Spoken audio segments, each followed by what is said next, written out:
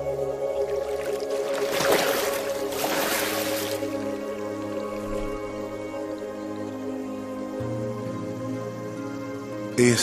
é o meu filho amado, em quem me comprazo.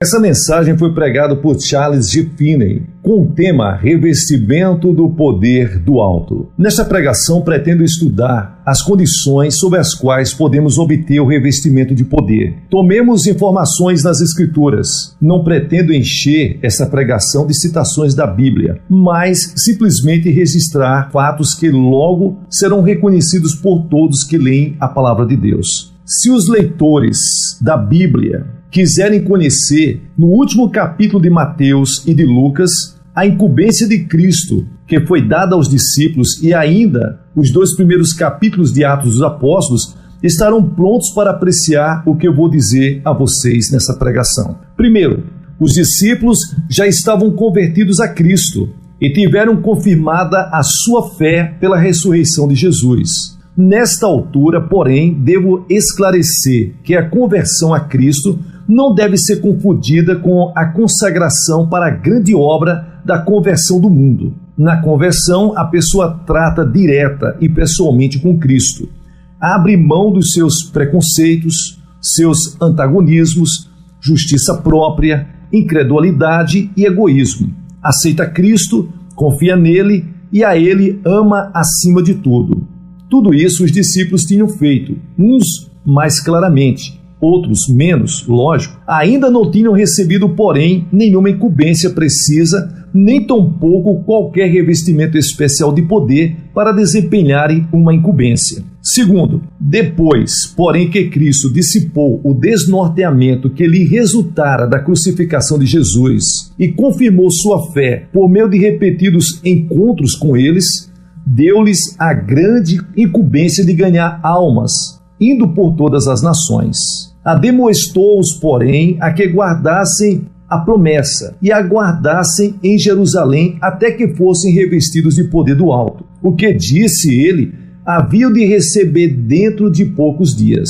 Observemos agora o que fizeram. Reuniram-se homens e mulheres para orar. Aceitaram a incumbência, chegando, sem dúvida, à compreensão da natureza do encargo e da necessidade do revestimento espiritual que Cristo lhe prometera. Ao continuarem dia após dia em oração e em conferência, chegaram, sem dúvida, a apreciar cada vez mais as dificuldades que os haviam de cercar e a sentir cada vez mais a sua própria insuficiência para a tarefa.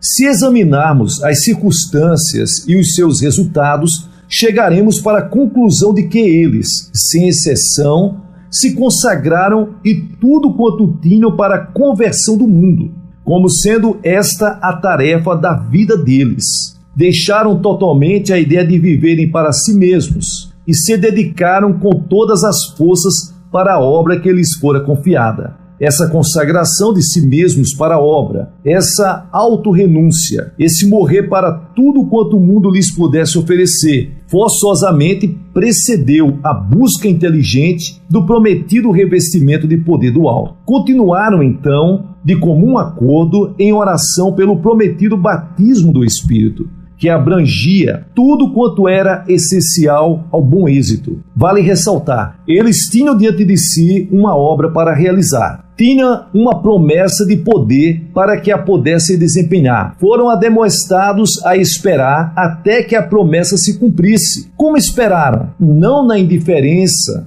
não na inatividade, não em preparativos por meios de estudos e outros recursos, visando dispersar o poder prometido, não entregando-se aos afazeres normais e fazendo de vez em quando uma oração pedindo que se cumprisse a promessa. Ao contrário, permaneceram em oração e persistiram no pedido até que veio a resposta. Compreendiam que seria um batismo do Espírito Santo, sabiam que viriam da parte de Cristo, oraram com fé, aguardaram na mais firme expectativa até o revestimento. Deixemos, pois, que esses fatos nos instruam quanto para as condições para se receber o revestimento de poder. Nós, como cristãos, temos a mesma incumbência, tanto quanto aqueles discípulos. Necessitamos do revestimento de poder do alto. Evidentemente, a mesma ordem nos é dada de esperarmos em Deus até que o recebamos. Temos a mesma promessa que eles tinham. Tomemos, pois, essencialmente e em espírito o mesmo caminho que tomaram. Eles eram crentes e tinham certa medida do Espírito para guiá-los na oração e na consagração.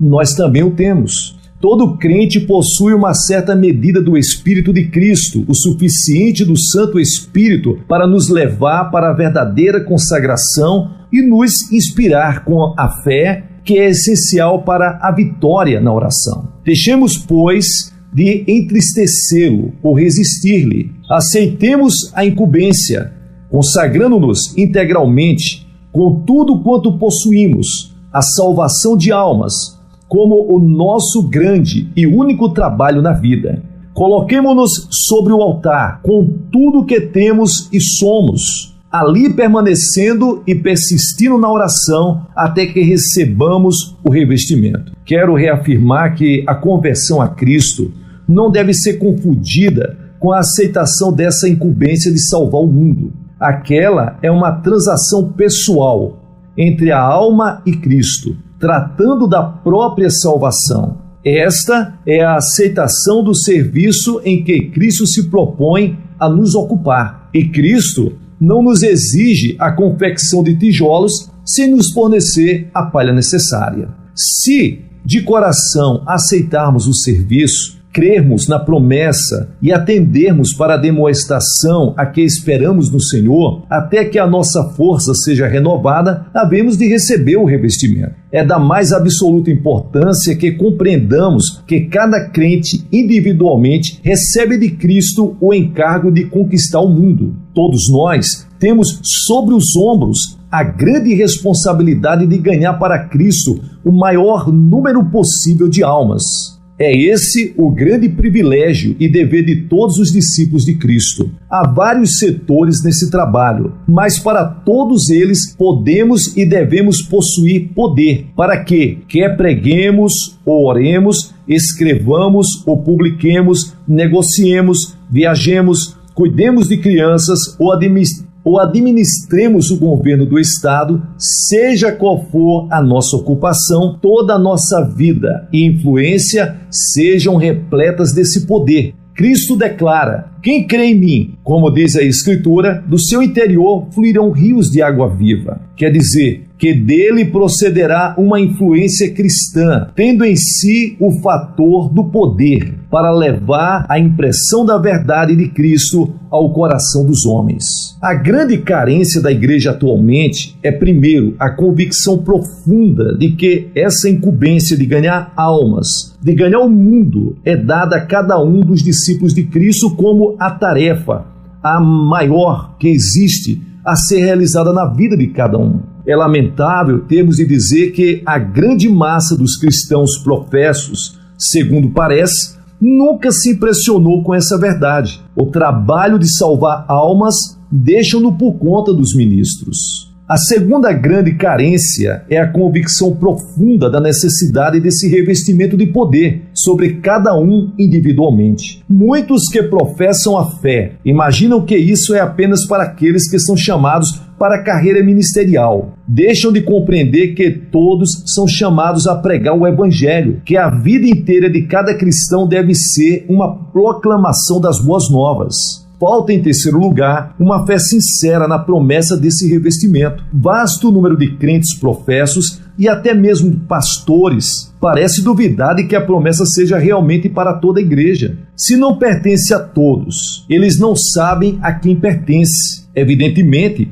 não podem reclamar a promessa pela fé. Em quarto lugar, falta aquela perseverança em esperar em Deus, que as Escrituras recomendam. Desfalecem antes de obter a vitória e, por conseguinte, deixam de receber o revestimento. Multidões, ao que parece, satisfazem-se com a esperança da vida eterna. Nunca deixam para trás a questão da própria salvação, entregue a Cristo como assunto liquidado, não aceitam a grande incumbência de trabalhar para a salvação de outros, porque a sua fé é tão fraca que não deixam confiantemente nas mãos de Cristo a questão da própria salvação. Até mesmo ministros do Evangelho, segundo tenho observado, estão no mesmo caso e cocheando do mesmo modo, incapazes de se entregarem completamente ao trabalho de salvar outros, porque, até certo ponto, estão inseguros quanto à própria salvação. É simplesmente espantoso o que a igreja nos dias atuais está vivendo. A que ponto a igreja tem praticamente perdido de vista a necessidade desse revestimento de poder? Quase todos afirmam que somos dependentes do Espírito Santo. Porém, essa dependência é muito pouco apreciada. Crentes e até mesmo pastores põem-se a trabalhar sem o Espírito Santo e lastimam-se obrigado a dizer que as fileiras do ministério, a que parece, estão se enchendo de homens que o não possuem. Oxalá o Senhor tenha misericórdia de nós. Será julgada descaridosa essa última afirmativa? Se for, ouçamos, por exemplo, o relatório da Sociedade de Missões Internas sobre o assunto. Não se há de negar que alguma coisa está mal. A média de 5 almas ganhas para Cristo por missionário daquela sociedade em um ano de trabalho